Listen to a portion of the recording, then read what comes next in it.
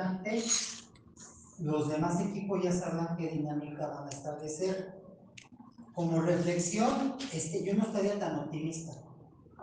Ustedes son muy optimistas en lo que mencionan, pero ya hay un porcentaje alto de gente que tiene problemas de memoria, que tiene problemas de suicidio, que tiene problemas de cognición. ¿Sabes también quiénes están ahí? Ustedes. Hay problema de indiferencia, ustedes. Hay problema de inseguridad, ustedes. Hay un problema de depresión, ustedes. Todos. Ustedes en esta institución educativa. Mencionaba algo interesante y se lo digo como reflexión y como análisis. A mí me parece que hay que regresar a la filosofía, hay que regresar a la antropología cultural, hay que regresar a realmente lo que está pasando, sobre todo en el caso de los niños que tú tienes, de mi hija, porque al final de cuentas, la inteligencia artificial está creada por una élite, de eso no se habla. Y la élite tiene fines muy específicos, que todo lo hagamos rápidamente para producir y que haya mayor explotación. Eso no lo dice los grandes consorcios. Eso lo dice, ¿cómo se llama? No traje, pero eso lo dice un filósofo francés llamado Eric Sagan, lo dice Ángeles Eraña, que es una pensadora de la Facultad de Filosofía y Letras, lo dice un español llamado Ángel Castro Rey, lo dice el coreano Byung-Chul Han, pero ya nadie lee. Si hubiera lectura, podemos decir específicamente que sí es un personaje, es un aprendizaje personalizado, pero hecho por otros, no por mí. ¿Pero en qué sentido o qué tipo de capacitación o preparación tendrían que tener, pues, al menos como los docentes o primeramente los estudiantes, para que puedan como integrar la inteligencia artificial en esta nueva era digital al momento de realizar actividades? Es que aquí hay un problema de lo que dicen las compañeras. Pareciera ser que es un destino manifiesto la inteligencia artificial. Jeff Bezos, Mark Zuckerberg, el dueño de Amazon, son las únicas compañías que lo hacen. Nosotros somos directamente consumidores de algo que se hace parecer natural. Necesitamos nuevamente hacer lo que ustedes no hacen. Ser solidarios, ser amorosos, ser amistosos aquí adentro. Si no somos amorosos, amistosos, solidarios, ayudamos a los demás, venimos a nuestras clases, venimos temprano, somos ciudadanos y colaboradores y nos preocupa investigar y generar proyectos, solucionar las grandes problemáticas del país, no va a haber otro tipo de salidas. A nosotros nos cuesta trabajar mucho con los menores de 30 años, muchos de ustedes. ¿Por qué? Porque hay un problema en la posmodernidad y lo líquido que dijo Marian, porque no quieren ya escuchar al adulto.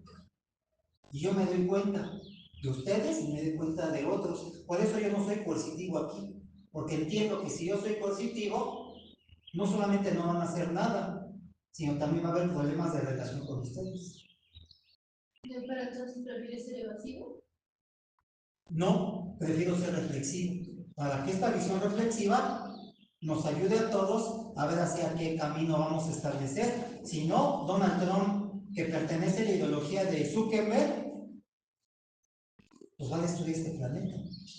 O sea, la división política es fundamental para poder comprender que ellos, junto con Elon Musk y su compañía Neuralink, pues van a organizar este mundo. Yo no quiero que lo organicen, yo quiero que lo organicemos nosotros y que no sea irrevocable, como dijo Valeria Iluso. Por supuesto que la dimensión tecnológica es algo que va a seguir, pero es menos del 1% de la población mundial quien controla este tipo de recursos y un 99% que no. Y además hay otra cosa, lo hablamos aquí, pero ¿cuánta población no existe rural en América y en México y en América Latina que ni siquiera le interesa y no la necesita? No la necesita. Pero nosotros no dominamos el lenguaje del campo. Ellos sí lo dominan. Nosotros seríamos inútil con inteligencia artificial en el campo. ¿Por qué? Porque la gente que vive en las praderas, en los pueblos, con el hecho de oler, de escuchar, de tocar y de mirar, ya sabe qué está pasando. Y nosotros hemos perdido nuestros 5 sentidos y no hemos perdido nuestra sensibilidad y hemos perdido directamente la relación con el otro. Por eso tenemos problemas. Por eso los que ya tenemos ciertas características de edad no podemos relacionarnos con nosotros porque nos hacen a un lado. ¿En qué sentido los hacen a un lado? En lo que sabemos, en el vínculo amistoso que podemos tener con los estudiantes. A mí me tocó una época maravillosa, entre mis profesores eran mis amigos. Y ustedes no quieren eso. Ustedes no lo quieren. Y está bien, pero a mí me parece más la fraternidad, la amistad, los valores de la Revolución Francesa que la inteligencia artificial. Porque la inteligencia artificial es una enorme base de datos sesgada. Busca lo que le han programado Bezos, Zuckerberg, Bill Gates y todos los demás, pero no busca lo que a lo mejor es importante y cree y nos da otras cosas que sí son importantes. Pero para ellos.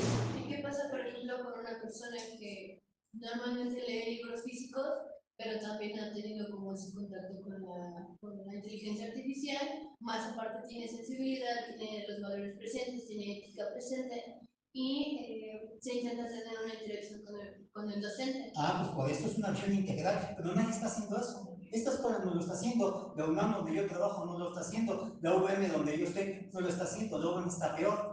Yo tengo como alumnos a maestros en maestría, o sea, gente que ya está en preescolar, en primaria, en secundaria, no. La gente piensa que educar es sacar información de la inteligencia artificial. Eso no es educar, ni es aprender. Porque entonces pareciera ser que entonces nos volvemos funcionales, instrumentales y técnicos al poder escribir y que nos dé información.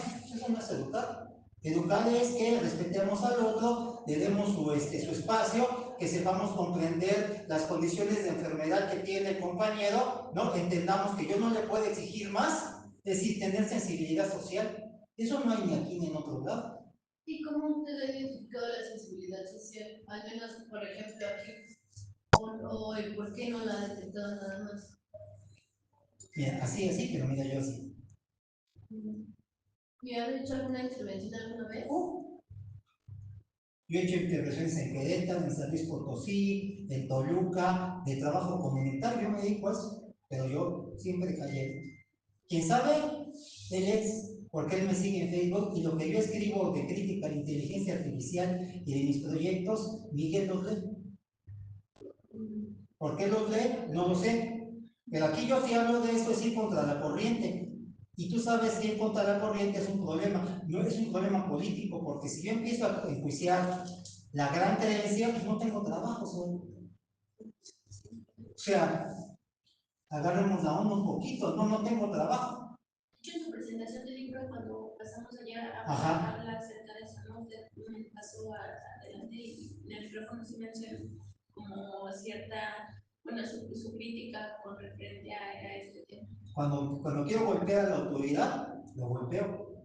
¿Sabes por qué? Porque nos falta leer a los extranjeros y a los mexicanos que tienen una visión totalmente distinta. ¿Cuánta gente que tiene problemas de lectura y escritura en México va a utilizar la inteligencia artificial? Primero hay que darle de comer a la gente. ¿Cuánta gente no es pobre? ¿Cuánta gente? Ahí de donde viene la compañera, hierve la pobreza, hierve el crimen organizado, hierve la marginación. Y eso es lo que tenemos que estar discutiendo. Lo de Trump está discutiendo. Miren, yo tengo alumnos de segundo de la UNAM que me dicen que lo único que saben de la UNAM es que manejan bien su imagen. ¿De qué me sirve saber la imagen de un presidente cuando debo de entender que se está derechizando al mundo? Gracias a lo que alabamos hoy. Pero bueno, eso es lo que yo creo. Ustedes tienen derecho a creer otro tipo de cosas. Hoy, ¿cuál es la idea? La idea de la formación tiene que ver con el hecho de que volvamos a lo que dice Gustavo, a la dimensión ética. No a la dimensión ética del uso de la inteligencia artificial, a la dimensión ética para evitar lucrar con los demás. ¿Qué es lo que hacen los grandes corporativos? Si ustedes trabajan, los que trabajan les pagan, a nosotros nos pagan un salario, aquí me pagan pésimo, yo veo pésimo, le dan pésimo. y voy a tener un cuarto trabajo. ¿A qué horas voy a descansar? ¿A qué horas voy a utilizar inteligencia artificial? ¿A qué horas voy a calificar los trabajos de ustedes en plataforma? Y aquí quieren, o sea, es absurdo, es un reino de lo irrisorio, por lo líquido de Bauman y otro tipo de cosas. ¿Algo más? Bueno, entonces, en resumen, también, si en sí tiene una opinión un tanto positiva como negativa, como inclusive meramente neutral de lo que es la inteligencia artificial, nos propicia a lo mejor, a menos en este salón, un panorama un poco más específico sobre el uso, porque si bien cito a los otros compañeros, no perdió su punto de vista meramente personal. Ahora bien, le hago una última pregunta, igual se aplica para todos.